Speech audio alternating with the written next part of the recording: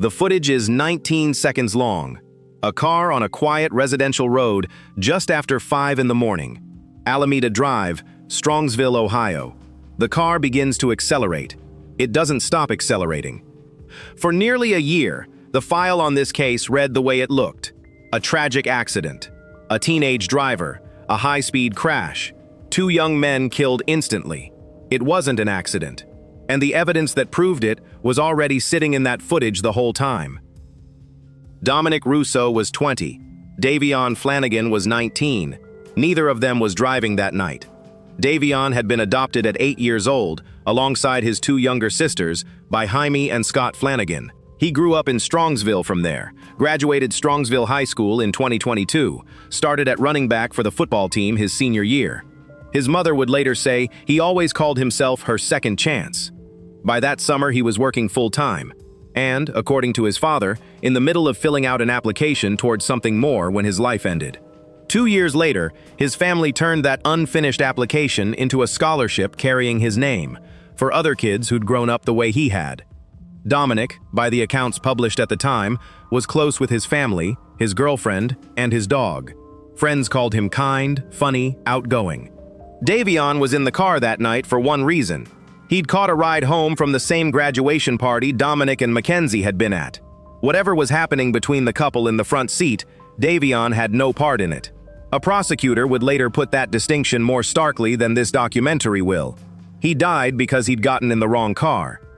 Mackenzie Shirilla was born in Strongsville in August 2004. She grew up in a middle-class household with her parents, Natalie and Stephen, and an older sister, Danielle. She was a student at Strongsville High School and, by her own account online, an aspiring social media influencer. She and Dominic had been together, on and off, for 4 years, since she was still in her mid-teens. On social media, the relationship looked, by most accounts, like any other teenage relationship. Those closest to the two of them knew something different. A graduation party. 3 of them together, the way they'd been countless times before. Early morning. The drive home begins the way it always does. 3/4 of a mile. Shirilla is driving. Russo and Flanagan are in the car with her. The car accelerates. It keeps accelerating, past the point where a driver correcting a mistake would brake, past the point where a driver losing control would brake. It doesn't brake at all. It hits a brick commercial building at close to 100 miles an hour. Russo and Flanagan are killed instantly. Shirilla is trapped in the wreckage, unconscious. She's extracted, airlifted, and undergoes multiple surgeries. She will later say she has no memory of the crash. To the officers who arrive, it looks like exactly what it appears to be. A single-car wreck, catastrophic speed, no other vehicles involved. 2 dead at the scene, a 3rd fighting for her life. The case opens as an accident investigation, because there's no reason yet to treat it as anything else. In the days that follow, before anyone in this case uses the word murder, Dominic's family does the ordinary, terrible work of grief. An obituary, a wake, a funeral, on August 8th at St. Joseph Church. On Dominic's obituary page, comments begin appearing under Mackenzie Shirilla's name. Photos of the 2 of them together, a reference to prom. "You are the love of my life," one reads. Another arrives on the day of his funeral. "I love you, my nug." At the time, none of it looks strange. She was his girlfriend, badly injured in the same crash that killed him. Grief, even public, visible grief, isn't evidence of anything. It will look very different later. Investigators go back to the footage, not to relive it, to study it.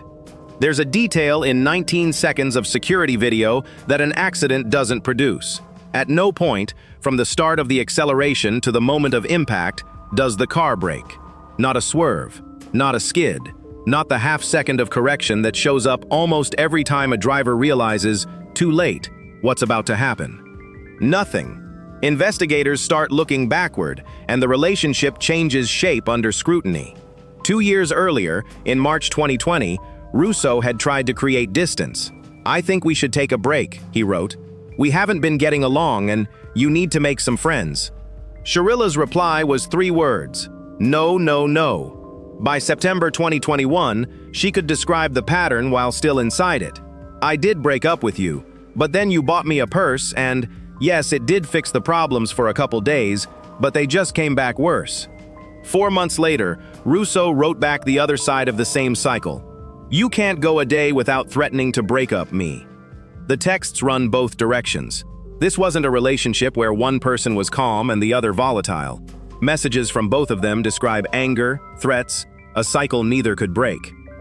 About a week before the crash, Shirilla told Russo she had so much hate toward him. He asked her to stop. He explained his grandparents were only in town for a couple of days.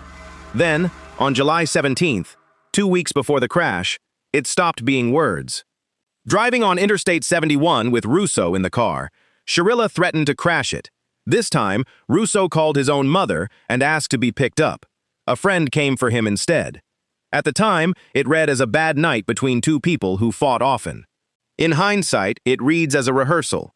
The recovered texts go further than the fights themselves. In messages from the same period, Shirilla describes severe emotional distress, language about not wanting to be alive, about wanting to hurt someone. She writes about physical health problems, about feeling depressed, about not liking her home life. None of this, on its own, explains what happened on Alameda Drive. A troubled 17-year-old is not the same thing as a 17-year-old who commits a double homicide. But it's part of the record the court had in front of it, and part of what makes the why of this case harder than a single motive can carry. The accident investigation becomes a homicide investigation. Shirilla is arrested. Body cam footage from that arrest is later released publicly. Footage press coverage would go on to describe as showing a shocking lack of remorse. That's a characterization from officials and reporters, not something independently verifiable from footage alone. But it's part of how the public first encountered this case. Well, she's charged with aggravated murder, twice. At trial, the prosecution's case rests on two things that agree with each other. The first is the footage, 19 seconds of sustained acceleration, no braking, the length of a residential street. The second is data. A certified forensic mechanic testifies about what the car itself recorded in the moments before impact. The accelerator pressed to full capacity, no application of the brake at any point. Not testimony about what the footage looked like, the vehicle's own record of what happened inside it. Toxicology shows Shirilla's THC levels were above Ohio's legal limit at the time of the crash. Prosecutors don't pursue impaired driving charges. Between a camera outside the car and a recorder inside it, the case doesn't need to. Shirilla chooses a bench trial. No jury. One judge decides. The prosecution's account, in the words of Cuyahoga County Prosecutor Tim Troop, "There is no doubt that this happened because of the relationship with Dominic, and the defendant's intent was clearly to end that, and she took everybody that was in the car with her." Davion Flanagan, in this account, wasn't the target of anything. The defense's account, argued by attorney James McDonnell, prosecutors had no direct evidence of what happened inside that car in the seconds before the crash, and no proof of intent, only the outcome. Shirilla's team also raises her diagnosis with POTS, a disorder that can cause dizziness and fainting. No medical expert testifies about it at trial. Shirilla doesn't testify either. After the crash, investigators also found psilocybin mushrooms and a digital scale. It becomes its own count on the indictment. It never becomes the center of the case. The footage and the data recorder already were. Guilty. 12 counts, 4 of them murder. Cuyahoga County Judge Nancy Margaret Russo, no relation to the victim, delivers the verdict in her own words. Her actions were controlled, methodical, deliberate, intentional, and purposeful. This was not reckless driving. This was murder. And, of the footage itself, she had a mission, and she executed it with precision. The mission was death. Shirilla breaks down in the courtroom. Her attorney, at sentencing, offers his own frame. She was 17 at the time, with no prior record, and had been, in his words, a model prisoner since her arrest. 15 years to life, 2 concurrent terms. At sentencing, Dominic's mother, Christine Russo, reads a victim impact statement into the record. Part of it. "We all know what happened in that car that day. What we don't know is why." Shirilla's legal team appeals. It fails. In 2026, the Ohio Supreme Court declines to review the case further. Dominic's parents don't agree on what should happen to her. His mother's statement leaves no ambiguity about what she believes was done to her son. His father, speaking separately, says something harder to fit into a simple narrative. It's horrible for everybody. Yeah, I lost my son.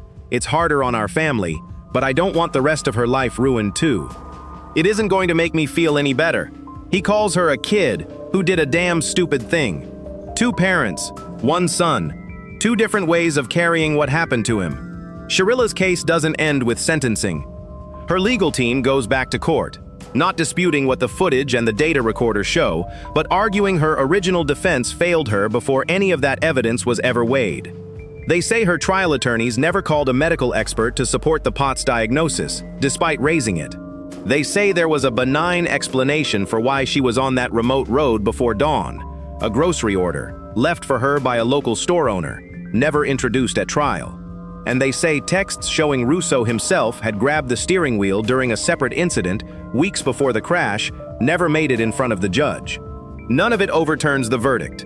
The 8th District Court of Appeals upholds the conviction in September 2024. The Ohio Supreme Court declines to review it further in 2026. Shirilla, now in her early 20s, is incarcerated at the Ohio Reformatory for Women. Her first parole hearing is scheduled for 2037. The court reached a verdict. It never got a confession. Shirilla never testified, and whatever she remembers or doesn't remember about those 19 seconds, she's never said so publicly. The what of this case is no longer in question. The why is a different matter, and this isn't going to manufacture a resolution the case itself doesn't have. Dominic's mother put it more plainly than any outside account could. We all know what happened in that car that day. What we don't know is why. 2 families lost people who had nothing to do with each other's decisions that night. Davion Flanagan got in a car to go home from a party, the way he had countless times before. He never had a say in what happened between the 2 people in the front seat.